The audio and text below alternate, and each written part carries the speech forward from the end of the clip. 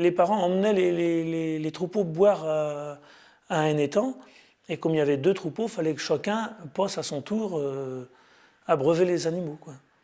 Alors bon, bah là c'est pareil, il fallait qu'ils jonglent les 2 troupeaux par rapport aux horaires, quoi. Parce qu'on avait des champs de chaque côté de la ligne.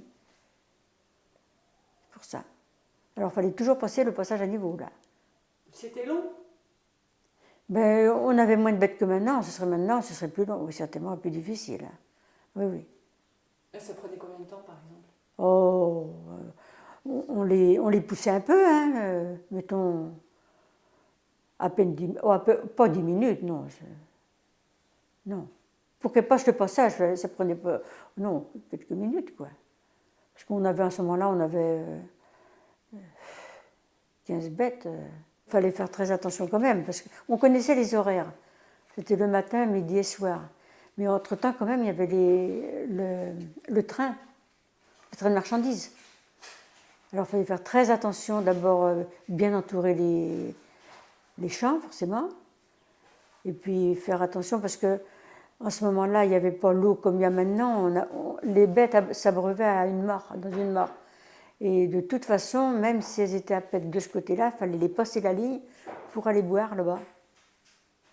Alors c'était quand même une contrainte, quoi, quand même, disons. Moi, je me rappelle, là j'étais mariée quand même, un taureau qui s'était évadé de chez nous, là.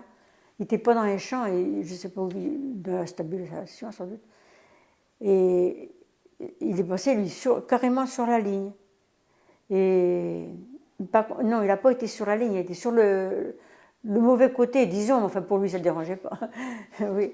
Et puis, bon, en fait, compte, il n'a pas dérangé la Micheline, mais le conducteur s'est quand même méfié, si bien que pendant deux tournées après, il roulait presque au pas, là. Il avait peur de revoir le taureau.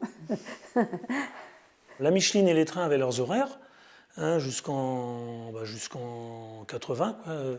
Et puis après, bon, les trains ont passé sans trop d'horaires, quoi, hein. Et c'est donc c'est aussi un peu pour ça que je me rappelle en 84, enfin j'étais pas là, mais j'ai vu les conséquences. Il y a eu un accident chez nous ferroviaire où le train nous a écrasé des vaches, quoi.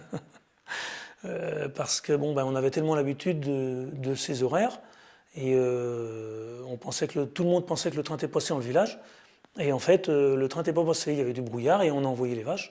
Mais il ne sifflait pas toujours aussi, parce que le jour où on s'est fait tuer des bêtes, nous là, 2 bêtes, enfin 3, disons 2, et la troisième qu'il a fallu abattre après, le train n'avait pas sifflé, parce qu'on était dans la cour ce matin-là, on parlait avec les voisins, puis il y avait un peu de brouillard aussi. Puis bon, on parlait, on a laissé les bêtes s'échapper, on n'a même pas été devant, parce que souvent on allait devant quand même, on n'a même pas été devant. Et puis les premières bêtes, le train, quand il a vu les premières bêtes, c'est là qu'il a freiné, mais il sifflait, mais les bêtes n'ont pas entendu ça, quoi. On ne s'est pas méfié, on ne l'a pas entendu siffler, parce que la voisine, les voisins, la voisine, son mari, ils ont été interrogés par la SNCF quand même, mais eux n'avaient pas entendu le train non plus.